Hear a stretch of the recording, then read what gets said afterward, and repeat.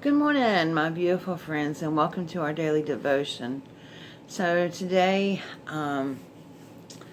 before I do our devotion, well, I'll wait till after our devotion. So our devotion is on complete faith, and it comes from Mark 11:22, and it's a very simple verse. Have faith in God. It's really simple. Just have faith in God. Just believe and trust in God's power, strength, and love, no matter what. Trust Him to take care of you and to protect you and to guide you. Sometimes God may seem to be a little silent, but if you truly have faith in God, you will completely submit to Him because you know He is sovereign and that He loves you more than you can probably ever imagine. Think how good life would be if you were to have complete faith in God. And even though that sounds simple, and it is simple to say, it's a simple thing for us to do, have faith in God. But it's not that simple sometimes for people that have problems submitting their whole lives to God. But if you did, how much simpler would life be? How much more peaceful would life be if we just have faith in God? And I have to tell you, my faith was tested last night. Excuse me, let me pick something up here. I was getting ready to film a video last night, and I heard my friend next door out on the corridor, so I went to speak to her. And then we were sitting out there and talking for a few minutes, and we have a neighbor whose apartment is attached to the side of my apartment. We only have like 2 apartment buildings on each side of the hall. And he's not a very nice person. He's not a very nice person. I think the only time he says God's name is in a swear word. And we hear him on a daily basis. Either, I don't know if she's a wife or girlfriend or whatever, but just really cursing her out and just really blessing her out. And we're pretty sure that he's physically abusing her. But, I've talked to all our neighbors on our hall because he treats all of us the same way. He just, looks at us like he's going to kill us most of the time. Just be nice. Pray for him and be nice. So last night while we were out there talking, he went out to move his car. I see it made him really mad because somebody parked in the space that he usually parks in. And while we don't have assigned parking spaces, somehow he always winds up getting that parking space. Excuse me. And when he was coming back up the stairs, I'm trying to be nice. I just said, hello, how are you? And of course he didn't answer anything. And Jennifer said hi. And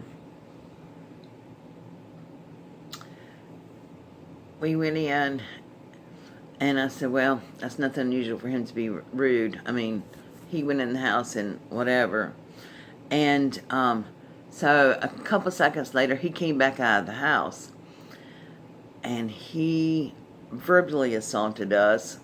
And it was pretty close to being physical assault, I think. He just ripped through us.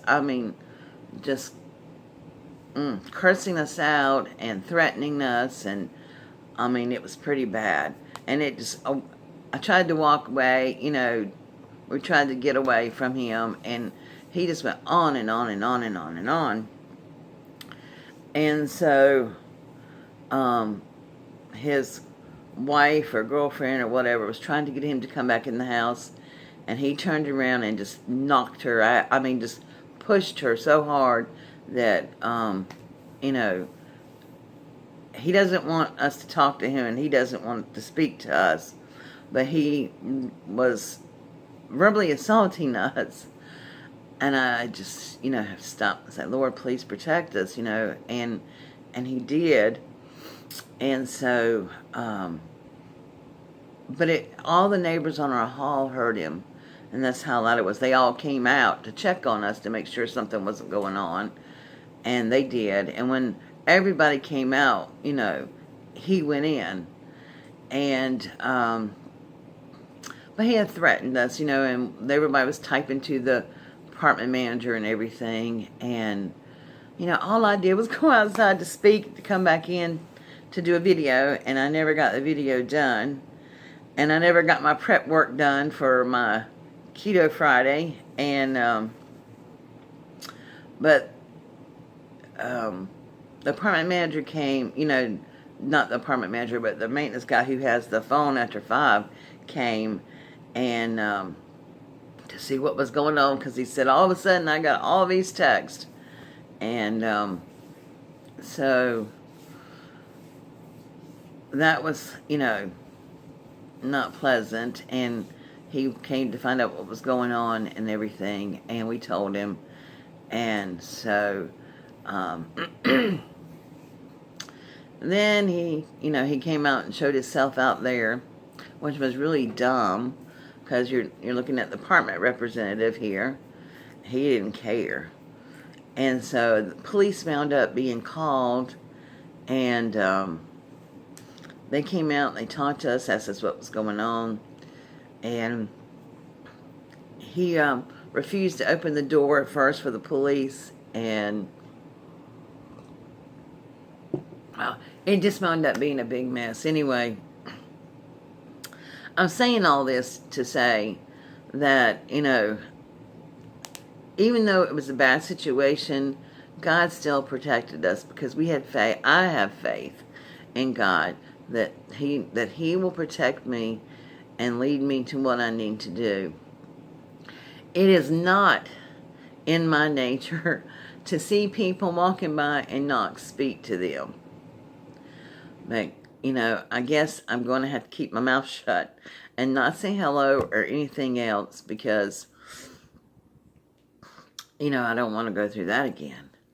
But I am going to be praying for him, and I'm going to be praying for her too. We don't even know their names.